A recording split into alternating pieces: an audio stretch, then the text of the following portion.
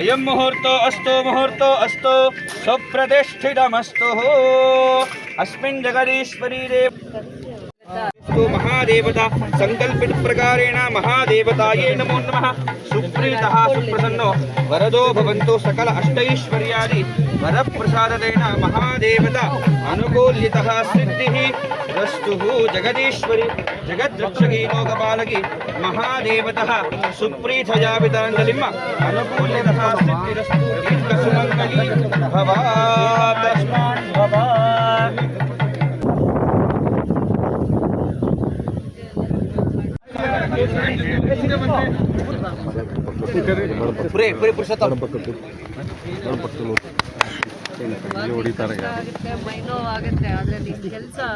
ಶಾಶ್ವತವಾಗಿರುತ್ತೆ. ಜವಾಬ್ದಾರಿ ಇದೆ.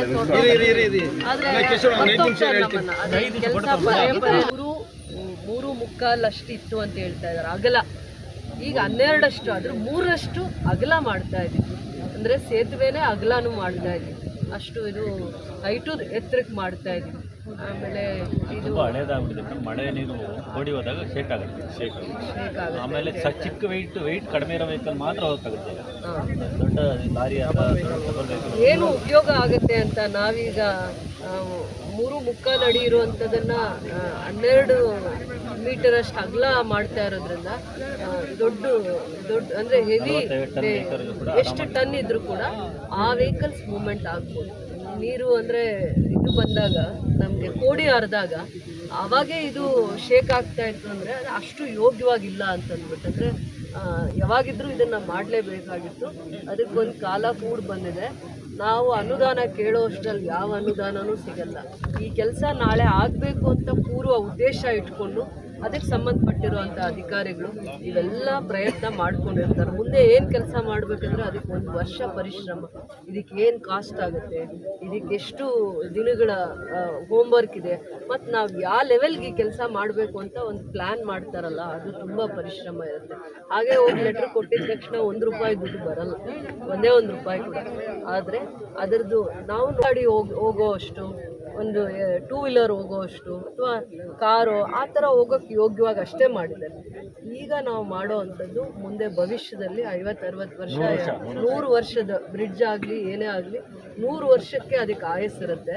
ಅದಕ್ಕೆ ಇವತ್ತು ನಾವೆಲ್ಲ ಪಂಚಾಯತಿಯ ಹಿರಿಯರನ್ನ, ದೊಡ್ಡವ್ರನ್ನ, ಈ ಭಾಗದ ಮುಖಂಡರನ್ನ, ವಿಶೇಷವಾಗಿ ಹೆಣ್ಮಕ್ಳನ್ನ, ರೈತರನ್ನ ಎಲ್ಲರನ್ನೂ ಕರೆದು ಈ ಪೂಜೆ ಮಾಡ್ತಾ ಇರೋದು ಇದೇ ಒಂದು ಇವತ್ತು ವಿಶೇಷ.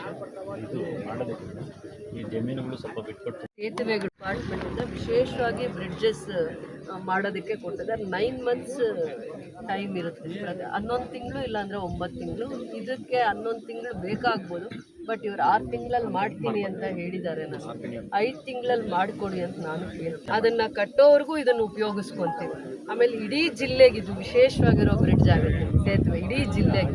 ಇದು ಬಿಟ್ಟರೆ ಇನ್ಯಾವುದೂ ಇಲ್ಲ. ಮತ್ತು ನಾವು ರಾಮಸಾಗರಕ್ಕೆ ಹೋಗ್ಬೇಕು ಅಂದ್ರೂ ಇದೇ ದಾರಿ ಆಗುತ್ತೆ. ರಾಮಸಾಗರಕ್ಕೆ ಇದೇ ದಾರಿ. ರಾಮಸಾಗರ ಲೇಕ್ ಏನಿದೆ ಇದನ್ನ ನೋಡೋದಕ್ಕೆ ಮುಂದೆ ಪ್ರವಾಸಿಗರು ಬಂದರೂ ಕೂಡ ಇದೇ ರಸ್ತೆನೇ ಇದೇ ಯೋಗ್ಯವಾಗಿರುವಂಥ ರಸ್ತೆ. ಇದು ಬರೀ 3-4 ಪಂಚಾಯತಿಗೆ ಮಾತ್ರ ಸೀಮಿತವಾಗಿಲ್ಲ. ಇದು ಆಂಧ್ರ ಗಡಿಗೆ ಮತ್ತು ತಮಿಳ್ನಾಡಿಗೆ, ರಾಂಪುರ, ರಾಮಕುಪ್ಪಂಗೆ, ಮುಂದೆ ರೈತರಿಗೆ ಜಾಗ ಯೋಗ್ಯ ಆಗುತ್ತೆ. ನಮ್ಮ ರೈತರಿಗೆ ಜಾಸ್ತಿ ಯೋಗ್ಯ ಆಗುತ್ತೆ. ಅದಕ್ಕೋಸ್ಕರ ಎಲ್ಲ ರೀತಿ ವೆಹಿಕಲ್ ಕೂಡ ವಿಚಾರನೂ ಸಾಮಾನ್ಯ ವ್ಯಕ್ತಿ ಅಂದಾಗ ಹೇಳಿರಲ್ಲ ಏನು ಕಾರಣ ಅಂತಂದ್ಬಿಟ್ಟು. ಆದರೂ ಮಕ್ಕಳಿಗೆ ಬಸ್ ವ್ಯವಸ್ಥೆ ಸೌಕರ್ಯ ಮಾಡಿಕೊಡ್ಲಿ, ತಪ್ಪೇನಿಲ್ಲ, ಮಾಡಿಕೊಡ್ಬೇಕು. ಸಾಧ್ಯ ಇದೆ. ಈ ಸೇತುವೆ ಮೇಲೆ ಭಾರಿ ವಾಹನಗಳು ಹೋಗೋಕ್ಕಾಗೋದಿಲ್ಲ ಮತ್ತು ಯಾವುದೇ ಸಮಯದಲ್ಲಿ ಅದು ಬೀಳೋ ಪರಿಸ್ಥಿತಿಯಲ್ಲಿದೆ. ಇದು ತುಂಬ ಅಗತ್ಯತೆ ಇದೆ, ಅವಶ್ಯಕತೆ ಇದೆ ಅಂತ ಹೇಳ್ಬಿಟ್ಟು ನಮ್ಮ ಲೋಕೋಪಯೋಗಿ ಸಚಿವರ ಹತ್ರ ಖುದ್ದಾಗಿ ಸುಮಾರು ಒಂದು 4-5 ಬಾರಿ ಬಂದು ಅದನ್ನು ಮನವಿ ಮಾಡಿ ಇದಕ್ಕೆ ನಾವು ಏನು ಅಂದಾಜು ತಯಾರಿಸಿದ್ವಿ 950 ಲಕ್ಷಗಳ ಹಣವನ್ನು ಲೋಕೋಪಯೋಗಿ ಇಲಾಖೆಯಿಂದ ಬಿಡುಗಡೆ ಮಾಡಿಸಿದ್ದಾರೆ. ಬಿಡುಗಡೆ ಮಾಡಿಸಿದ ಮೇಲೆ ನಾವು ಅದನ್ನು ಎಸ್ಟಿಮೇಟ್ ಮಾಡಿ ಟೆಂಡರ್ ಕರೆದಿದ್ದೀವಿ. ಈಗ 3 ಮೀಟ್ರು ಅಗಲ ಇದೆ ವೆಹಿಕಲ್ ಲಘು ವಾಹನಗಳು ಹೋಗೋದಕ್ಕೆ, ಇದನ್ನು 12 ಮೀಟ್ರು ಅಗಲಕ್ಕೆ ಮಾಡ್ತಾ ಇದ್ದೀವಿ. ಸುಮಾರು 85 ಮೀಟ್ರ್ ಉದ್ದ ಇರುತ್ತೆ ಸೇತುವೆ, 12 ಮೀಟ್ರ್ ಅಗಲ ಇರುತ್ತೆ.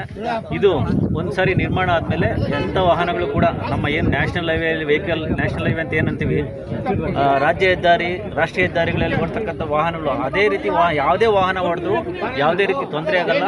ಸಂಪೂರ್ಣವಾಗಿ ಇದು ನಮ್ಮ ಕರ್ನಾಟಕದಿಂದ ಆಂಧ್ರ, ತಮಿಳುನಾಡು, ಈಗಾಗಲೇ ಮೇಡಮ್ ಹೇಳಿದಂಗೆ 2 ರಾಜ್ಯಗಳಿಗೆ ಕನೆಕ್ಟಿವಿಟಿ ಕೂಡ ಉಂಟಾಗುತ್ತೆ. ಮುಂದಿನ ದಿನಗಳಲ್ಲಿ ಏನೇ ಕೈಗಾರಿಕೆಗಳು ಏನೇ ಬಂದರೂ ಇಲ್ಲಿನ ಜನಗಳಿಗೂ ಅನುಕೂಲ ಆಗುತ್ತೆ. ಕೈಗಾರಿಕೆ ಸ್ಥಾಪನೆ ಮಾಡಿದಾಗ ಅಲ್ಲಿ ಅವ್ರ ವಾಹನಗಳು ಓಡಾಡೋದಕ್ಕೂ ಅನುಕೂಲ ಆಗುತ್ತೆ. ಒಟ್ಟಾರೆಯಾಗಿ ನಮ್ಮ ಲೋಕೋಪಯೋಗಿ ಇಲಾಖೆ ವತಿಯಿಂದ ಕೋಲಾರ ಜಿಲ್ಲೆಯಲ್ಲಿ ಇದೇ ಪ್ರಥಮ ಬಾರಿಗೆ ಇಷ್ಟೊಂದು ಸೇತುವೆಗಳನ್ನು ನಾವು ನಿರ್ಮಾಣ ಮಾಡ್ತಾ ಇರೋದು ಮತ್ತು ಇಷ್ಟು ಅಧಿಕ ಮೊತ್ತದ ಸೇತುವೆ ನಿರ್ಮಾಣ ಮಾಡ್ತಾ ಇರೋದು ಕೂಡ ಇದೇ ಮೊದಲ ಬಾರಿ.